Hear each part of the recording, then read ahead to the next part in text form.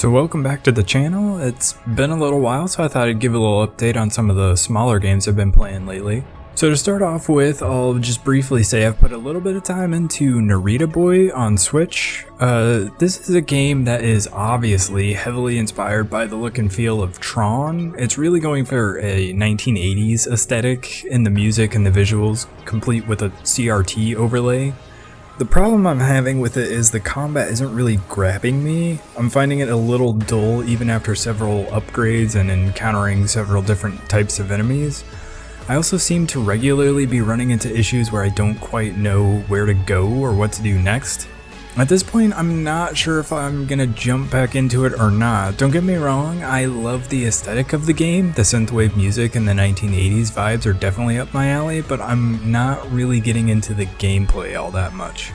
So next up is a really interesting one. Another game with an incredible look to it, but wildly different from Narita Boy. This one's called Genesis Noir. It almost looks like it could have been a Pixar short film that would have run at the theater before a feature-length film.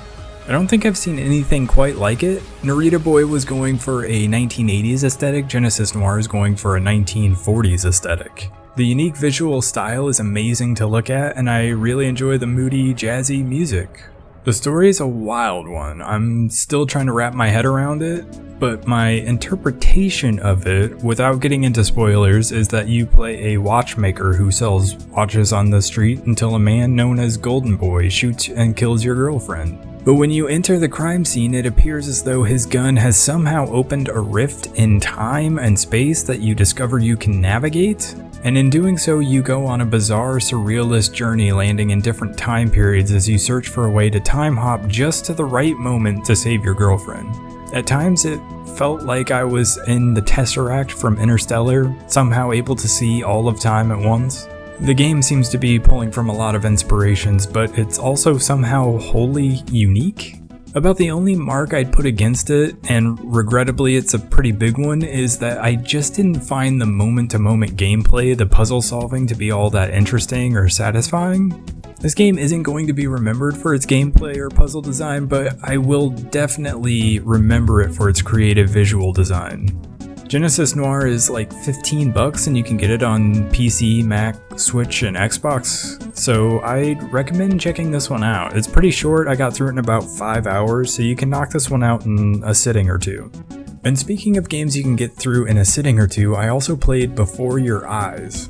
This one's really interesting. It's basically a 2-hour movie that you see through the eyes of the main character as you literally watch his life flash before his eyes.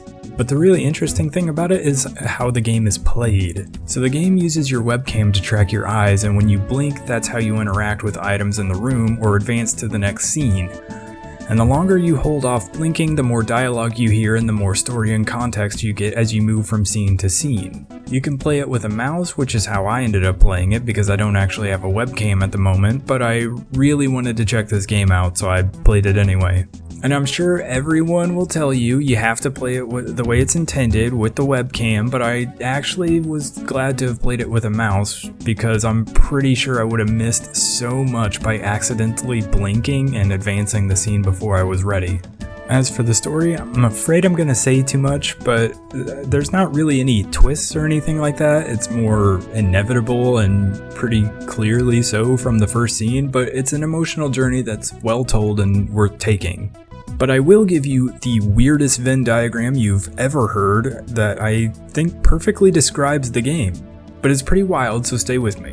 Remember that one scene in one of the Pirates of the Caribbean movies when the crew of the Black Pearl have gone to Davy Jones' locker to retrieve Jack Sparrow, and on the way back, Elizabeth looks out on the empty ocean and sees a bunch of little boats coming with one person sitting in each one, and one of them is her dad, and he's on the way to whatever the afterlife is in that universe? Well, that scene, that concept of traveling by boat in some sort of afterlife is the first third of the Venn diagram.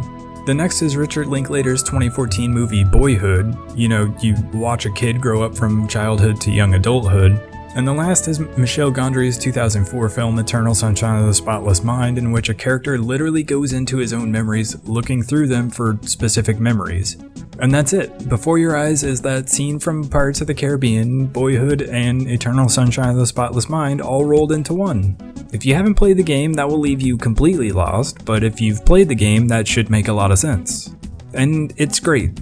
Before Your Eyes is a great little example of using the medium of video games to tell a story in a unique and interactive way.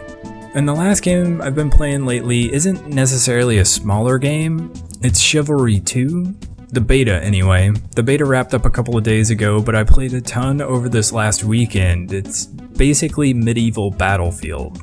I've never played the first Chivalry game. I also never played that Mordhau game that was also a medieval multiplayer game that was wildly popular there for a while. But I watched some people playing the beta on Twitch and it looked like a blast, and it's been a while since I've gotten into a multiplayer game, and I do like the Battlefield games, so I thought maybe I'd give this one a shot. And it was a lot of fun. I've tried melee combat hack and slash multiplayer games in the past and they've not done anything for me. I've always preferred shooter multiplayer games, but this one has an interesting style to it with some mechanics that are fairly simple to learn but difficult to master, especially when you're trying to outplay a human opponent dealing with the same mechanics. The full game comes out in June and I'm already looking forward to jumping back into it. I can see it being the kind of game I jump into now and then over the course of the rest of the year just to unwind at the end of the night. So I'm looking forward to that. But that's it. That's all I've been playing lately over the last couple of weeks. There's a bunch of other games I'd like to be playing at the moment, not to mention the fact that a bunch more are coming out over the next month or so.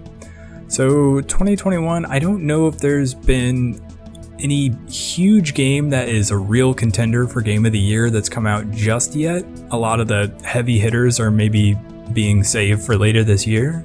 But there has been a lot of good smaller games that have come out, and I'm looking forward to what the rest of the year holds. Let me know what you've been playing in the comments, and we'll catch you on the next one.